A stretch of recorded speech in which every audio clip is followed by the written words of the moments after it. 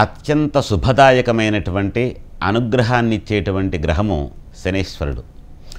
శని ఈశ్వర, శని గ్రహము అనేటువంటి శని యొక్క నామధేయంలోనే ఈశ్వర అనే పదం కూడా ఉందండి. ఈ శనీశ్వరుడు ఆయుష్కారకుడు. ఏ మనిషి అయినా సరే బ్రతకడానికి కావలసినటువంటి సూక్తి శని అనే గ్రహము జాతక చక్రంలో ఉండే స్థానాన్ని బట్టే జ్యోతిష్యకారులు కానీ వేద పండితులు కానీ మనిషి యొక్క ఆయుష్ ప్రమాణాన్ని లెక్క వేయగలుగుతారు.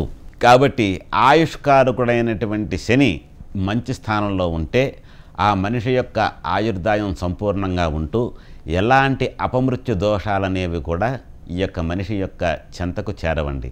అలాగే శనికి సంఖ్య 19. ఆయన యొక్క మంత్రాన్ని కానీ ఆయన యొక్క పూజా విధానం కానీ ఆయనకి చేసేటువంటి ప్రదక్షిణలు కానీ 19 సార్లు చేయాలి. ఏకోనవింశతి అంటే 19. 19 సార్లు శనివారం నాడు ఎవరైతే ఏలినాటి శని ప్రభావం ఉన్నవాళ్ళు కానీ లేదా అర్ధాష్టమ శని స్థితి ఉన్నవాళ్ళు కానీ లేదా అష్టమ స్థితి శనీశ్వరు యొక్క అనుగ్రహం అష్టమ స్థితిలో ఉన్నా కానీ ఈ యొక్క ప్రదక్షిణ నమస్కారాల వల్ల శనీశ్వరుడి యొక్క దృష్టి వల్ల కలిగేటువంటి ఇబ్బంది ఎక్కువగా పడకుండా కాస్త తక్కువగా ఉంటూ ఆ యొక్క ఇబ్బందిని తట్టుకునే స్థితిని ఈ ప్రదక్షిణం వల్ల ఈ ధ్యానము పూజ అనేటువంటి శబ్దం వల్ల మనకు రక్షణగా ఉంటూ శనీశ్వరుని యొక్క ఏదైతే చెడు రేసెస్ అనే మనిషి యొక్క శరీరానికి తగులుతాయో అలాంటివి ఈ యొక్క శబ్దాల వల్ల అవి మంచి కిరణాలుగా వచ్చి మనల్ని ఎక్కువ ఇబ్బంది పెట్టకుండా ఉంటాయని చెప్పని పెద్దలు మన ఋషులు ఇవన్నీ కూడా శాస్త్ర ప్రకారం చెప్పారండి.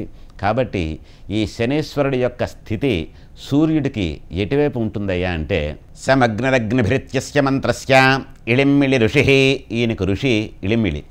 స్వామివారు నీలవర్ణంతో ఉంటాడు. ఏ విధంగా అంటే ఓం సమగ్నిరగ్నిభిస్కరచ్ఛన్నస్తపత సూర్య సంబాతో వాత్వరపా అపస్త్రిధ ఓం యమాజ సోమకం సనతయమాజ జుహతా హవిః యమకం హజజ్ఞో గచ్చచ్చగ్నతోతో అలంకృతః ఓం ప్రజాపతేన త్వధేతాన్యన్యో విశ్వాజాతాని పరితా బభూవ యత్కామాస్తే జుహమస్తన్నో అస్తు భజగ్గస్యామ పతయోరయేణాం అధిదేవతా ప్రత్యధిదేవతా సహిత శనైశ్చరగ్రహదేవతాభ్యో నమః.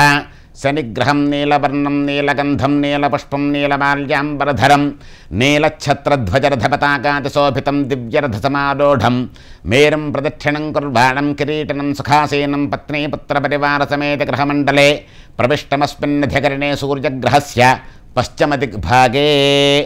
సూర్యుడికి పశ్చిమ దిక్కులో శనీశ్వరుడు ఉంటాడు. ఆయుష్కారకుడైనటువంటి యొక్క శనీశ్వరుణ్ణి నవగ్రహ మండపారాధనలో సూర్యుడికి పశ్చిమ దిక్కున ఆవాహన చేసి స్వామివారి యొక్క అనుగ్రహాన్ని సంపూర్ణంగా పొందగలని చెప్పి ఆశిస్తున్నాను. అదేవిధంగా తన జన్మరాశికి 4వ స్థానంలో ఉన్న 8వ స్థానంలో ఈ శనీశ్వరుడున్న లేదా 12వ స్థానంలో సంచరిస్తున్న జన్మరాశిలో సంచరిస్తున్న ద్వితీయ రాశిలో సంచరిస్తున్న ఈ శని తాలూకా ప్రభావం ఈ ప్రతి మనిషి మీద ఈ స్థితుల్లో సంచరిస్తున్నప్పుడు చాలా ఇబ్బందిగా ఉంటుంది. ఇలాంటి ఇబ్బంది నుంచి పూర్తిగా తొలగించకపోయినా ఇలాంటి ధ్యానాల వల్ల స్వామివారి యొక్క పూజ వలన సగానికి సగం తప్పకుండా మంచి ఫలితం లభిస్తుందని అనుభవపూర్వకంగా ఎంతోమంది చెప్పి ఉన్నారు. ఇవన్నీ కూడా అనుభవాలే. కాబట్టి హైందవ ధర్మ ప్రకారం ఆస్తిక మహాశైలు ఎవరైతే ఉన్నారో వీరు శనీశ్వరుడి యొక్క స్థితి బాగులేనప్పుడు ఈ ప్రకారంగా ఇంట్లో చేసినట్టయితే నవగ్రహ మంటపారాధన ప్రకారం చేసి దేవాలయంలో చేసినట్టయితే నీలాంజన సమాభాసం రవిపుత్రం యమాగ్రజం ఛాయామార్తాండ సంభూతం తన్నమామి శనేశ్వరం. శని సూర్యనారాయణమూర్తికి పెద్ద కొడుకంట, యముడికి అగ్రజుడు, యమధర్మరాజుకు అన్నగారు, సూర్యుడికి పెద్ద కొడుకు. ఇలాంటి మహానుభావుడైనటువంటి శనీశ్వరుణ్ణి ఎవరైతే భక్తి శ్రద్ధలతో పూజిస్తారో వాళ్ళకి అపమృత్యు దోషం అనేది ఉండదు. అలాగే మనిషి యొక్క ఆయుష్ ప్రమాణం జాతక చక్రంలో ఏ విధంగా అయితే ఉందో ఆ పరిపూర్ణమైనటువంటి ఆయుర్దాయాన్ని జాతక చక్రంలో ఉన్న విధంగా అనుభవిస్తాడు అంటంలో ఏమాత్రం సందేహం లేదు.